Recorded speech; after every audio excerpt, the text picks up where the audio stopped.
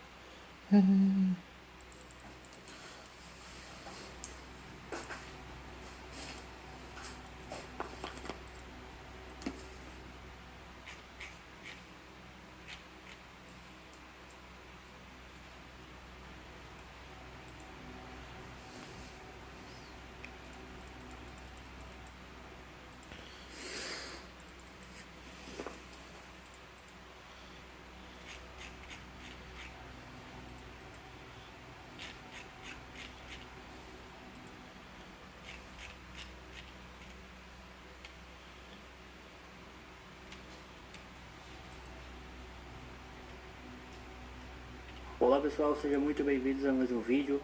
Mas antes, se você gostar, já vai deixando o seu like, comente, compartilhe e inscreva-se aqui no nosso canal, clicando no botão para eventuais ações e clique nos próximos.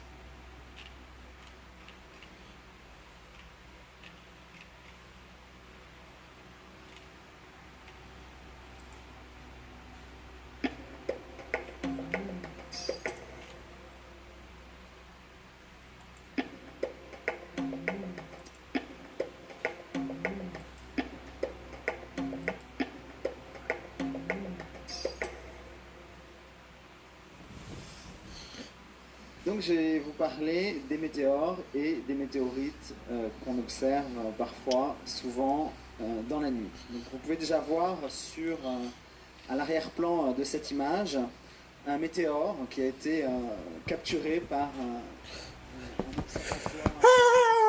Donc, les grands cercles que vous voyez sont tout simplement les étoiles. Météore qui a été capturé par un observatoire prévu à cet effet. Donc les grands cercles que vous voyez sont tout simplement les étoiles. Ils ont un temps d'exposition très très long. Et ce que vous voyez, c'est la rotation de la Terre. Donc l'étoile qui est au centre, qui est fixe, c'est évidemment l'étoile polaire. Toutes les autres étoiles décrivent un cercle autour de l'étoile polaire, un cercle apparent dans le ciel. Et il y a un moment que ce que rêvent de faire certains milliardaires, de se faire congeler pour se faire réveiller dans des siècles et des siècles. C'est un petit peu ce qui se passe pour les météorites.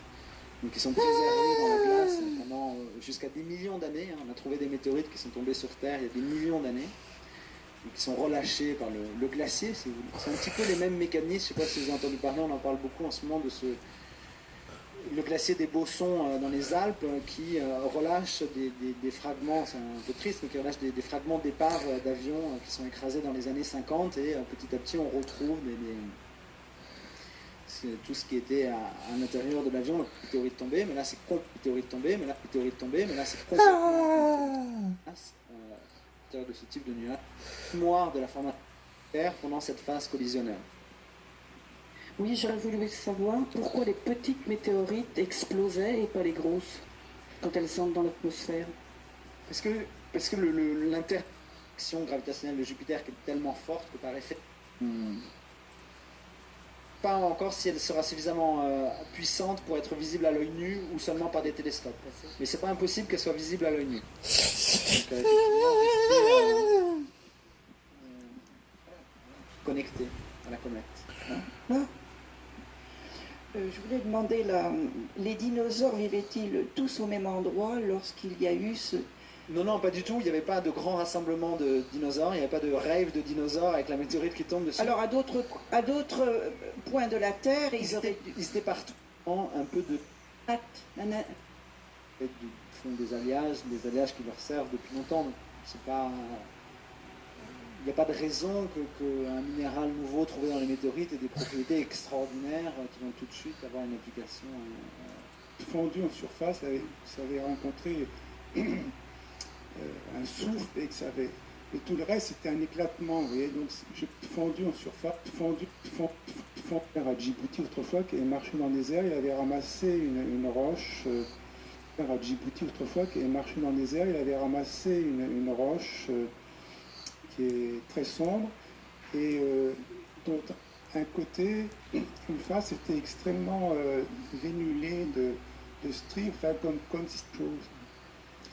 Donc c'était pas une météorite. Probablement pas, c'était peut-être un résidu de fonderie ou... Parce que c'était dans le désert, hein, c'était enfin, bon.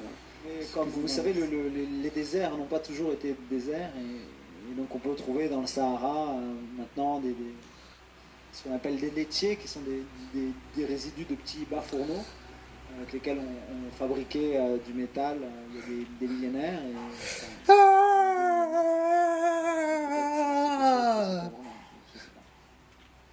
Merci beaucoup, Mathieu Goudet.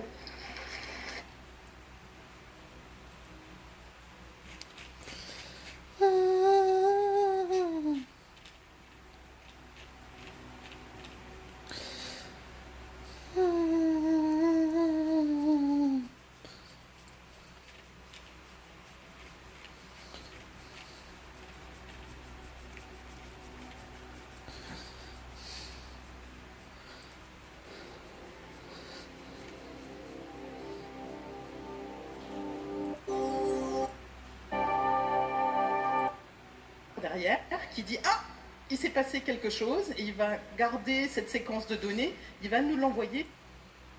Propriété de symétrie. Si je vous montre ma main, là vous savez que c'est ma main droite que je vous montre.